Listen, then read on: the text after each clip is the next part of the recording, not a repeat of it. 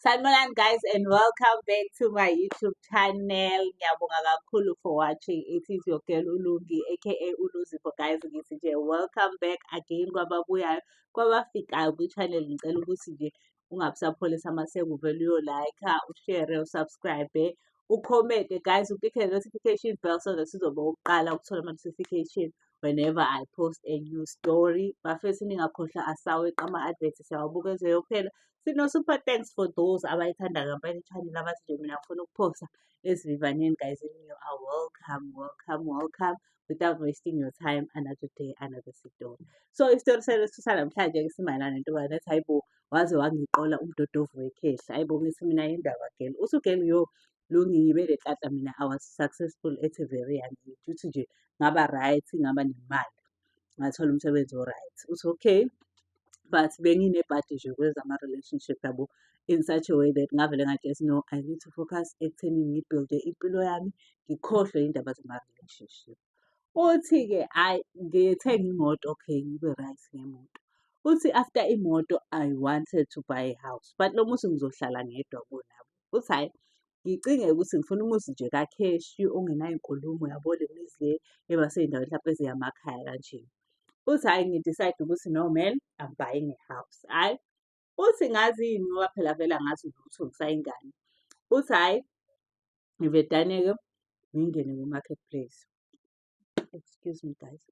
Uthi uma ngingena ku-marketplace kuvedane kuphopha-ke abantu abaningi abadayisa izinto. Uthi but I have no trust. Uthi uyabona usathane uma ngabe sekulana nengilosi yakini sikulahla kuvedane konakala. Uthi ngibayeke bonke abantu. Uthi I was interested kule ndlu eyodwa. Inhle ifithiwe inamakhabethi. Iyabona sendaweni yasemakhaya but iyi-suburb yabo. Uthi ngithi exactly what I want. I want a peaceful home. Kodwa sendaweni yasemakhaya ngoba elokishini ngizoba ukudla kwey'gebengu ngoba ngiyintombazane ngihlala ngedwa. So rather indawo ezamakhaya kodwa lawa athe thuthu yabo. Hhayi uthi ugeli hhayi okay kube right-ke. Uthi-ke hhayi ngiyithinte le namba ubaba wakhona nje ubaba ohloniphekile ovela kwi-profile picture yabo. Hhayi uthi-ke nangempela-ke ngiyithinte-ke inamba. Uthi uma ngiyithinte inamba, hhayi bo uma ngizwa ne-voice hhayi ubaba uqinile kuyezwakala nje ukuthi nje ikhehlanyana thizeni but lamakhehla alayithile yabo. Uthi hhayi ngikhulume naye baba unjani ngiyaphila. Hhayi ngibona ukuthi udayisa umuzi endaweni ewukuthi hhayi avuma ubaba athi yes ngidayisa umuzi uyawudinga yini? Ngithi yebo usa-available, yebo ungafika nini for viewing? Ngisho i-date ukuthi hhayi ngingafika ngaleli langa leli for viewing. Uthi hhayi athi ubaba hhayi okay no problem. Zokwenza sure ukuthi-ke uyafika. Uthi hhayi indaba iqale-ke uma ngiqeda ukukhuluma naye ubaba usezama nje ukuzenza ithomi yami yabo uma ngiqeda ukukhuluma naye efonini. Before nje siqeda ukukhuluma ngibuze hawu manje uzohlala noba kulo muzi ngoba lo muzi mkhulu. Uthi lapho anginakile ukuthi ngiyashawa ngiyaseshwa vele. Ufuna ukubona kushuthi ukuthi nginaye yini umuntu or someone yabo. Ngithi mina hhayi ngizohlala ngedwa that's why ngifuna umuzi osendaweni engathi eyamakhaya because angifuni ukuthi kube khona ukuthi ngidlale igebengu yabo le nto kade eyichaza ekuqaleni. Hhayi uthi-ke lo baba ethi cha ingane enesibindi uhlala wedwa nje? Ngithi yebo ngihlala ngedwa. Awunazo iy'ngane? Anginazo. Awunabo abafowethu? Nginabo but angihlali nabo bahlala ekhaya mina sengaphuma ekhaya ngiyarenta. Hhayi athi nje lo baba hhayi cha ingane esebeka ngiyayithanda ingane ey'sebenzelayo. Angibuze nginayo imoto? Ehhe ngisho ngithi nginayo imoto. Hhayi uthi nje nami ngiyakhuluma nje openly phela ngibona ubaba u-proud of ingane encane yabo. Uthi hhayi we arrange for i-viewing. Uthi hhayi masi-arrange-a ubaba-ke angitshengele athi ehhene uzongi-director ngoba yena ayazazi lezi zinto lezi uphatha upopopo. Uzongi-director ngefoni ukuthi siyakuphi nendawo sohlangana khona. Hhayi uthi ugeli ngihamba hhayi ngingene ngampela kule ndawo indawo yamakhaya nje. Uthi hhayi okay fine ngingene kule ndawo hhayi ngihambe. Uthi hhayi bo ngibone le ndawo le isiqala ukuba kujana manje yabo. Uthi but still ngingabi nankinga futhi hhayi ngiqhubeke ngihambe. Kumele lokho ethi nje no-right ngiyithatha lokho ngoba ngiyamethemba lo baba sesibhilde nje leyo trust naye. Ngafetha ukuthi nje ulokhu engincoma nani yabo kungenza ngimthembe even more. Hhayi uthi untombazane-ke sihambe-ke uthi ngihambe-ke. Uthi hhayi uma ngifike-ke mangifika awunawo umuzi but umuzi awusafani exactly nalowa yabo laphaya. Ngithi hhayi ngoba engiyizwa yabo. Athi lo baba uyayibona leyo moto elapho uhamba ngemoto eyiveni yabo lamaveni angamabhantama. Uthi athi uyayibona leyo moto elapho? Ngithi yebo. Uthi ethi hhayi mina-ke uzongifica ngime lapho. Hhayi uthi hhawu ngikhulule ukuthi hhayi ngempela uyena nangu ubaba. Saphuma ubaba nje othembekile kodwa omdala. Uthi nje mdala impela engaba nje ubaba wami.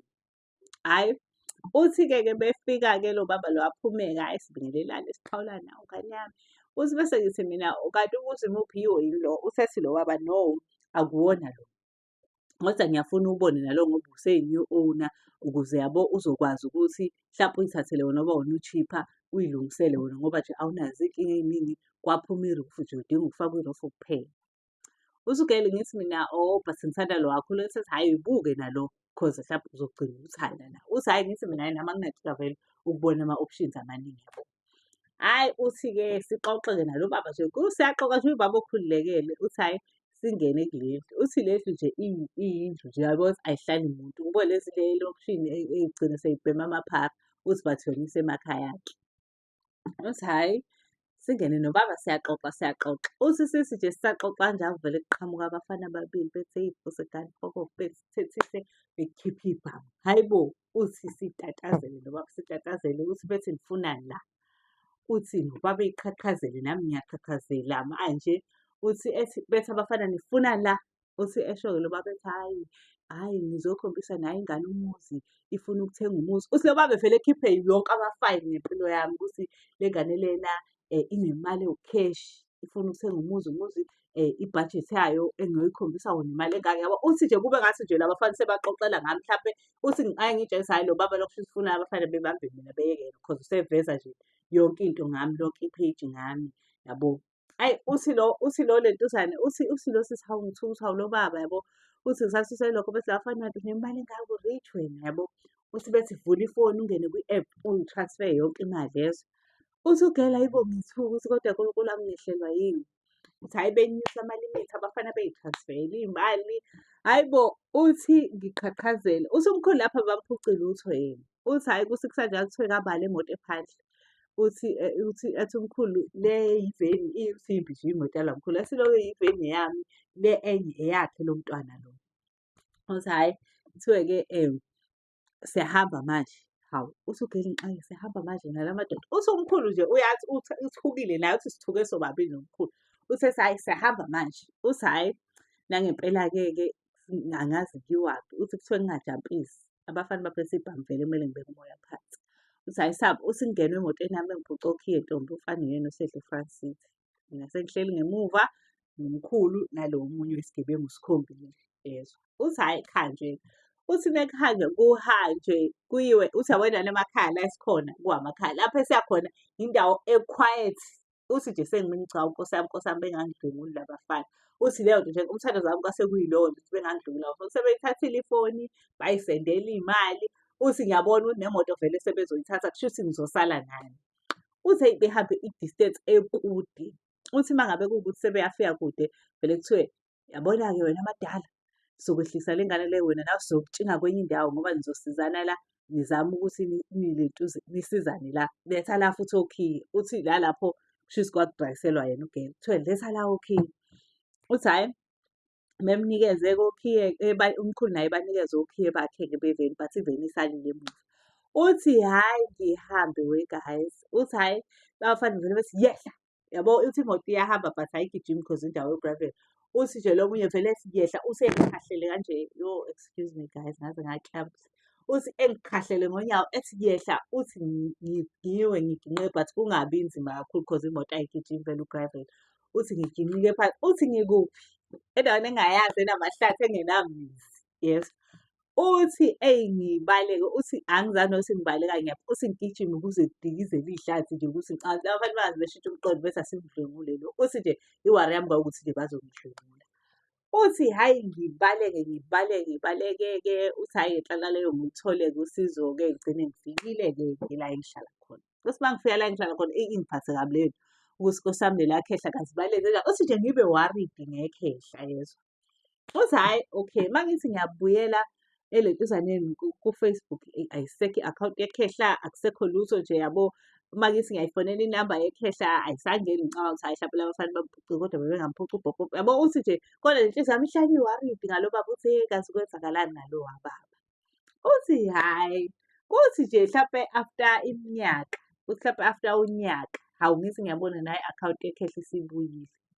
Hhayi, uthi uma ibuya i-akhawunti yekhehla ngibadane ngixoxele kade ekhaya ngayixoxa le nto le. Uthi hhayi ngifonele ubhuti wami ngixolisa, hayi bo, yazi ileli khehla elangiqola, I mean leli khehla leli esasibanjwe nalo selibuyile. Uthi obhuti wami elokhu besho bese hhayi wena udlala leli khehla leli, uthi vele babebona ngathi nje yilona elimqolile.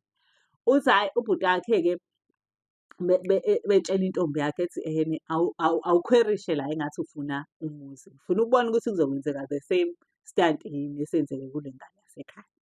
Uthi hawu nangempela ugele ebuze-ke ekhwerishe same muzi abamkhombisa wona naye, yabo. Uthi nje embuze zonke izinto futhi ey'fanayo ukuthi uhlala nobani, uthi asukele ngihlala ngedwa. Ngathi nje udila namantombazane nomkhulu, uthi hhayi be-arrange ukuthi bazobonana. Uthi hhayi ngale nkathi be-arrange-a ukuthi bazobonana-ke, kuhanjwe nakhona-ke. Uthi uma ehamba kanti-ke lo girl lo ehambe-ke, uthi uma ehamba umkhwena wakhe yabo umele mama kude, efuna ukubuka wonke u-action-ke ubhuti wale ntombazane, nale ntombazane ikhona yabo.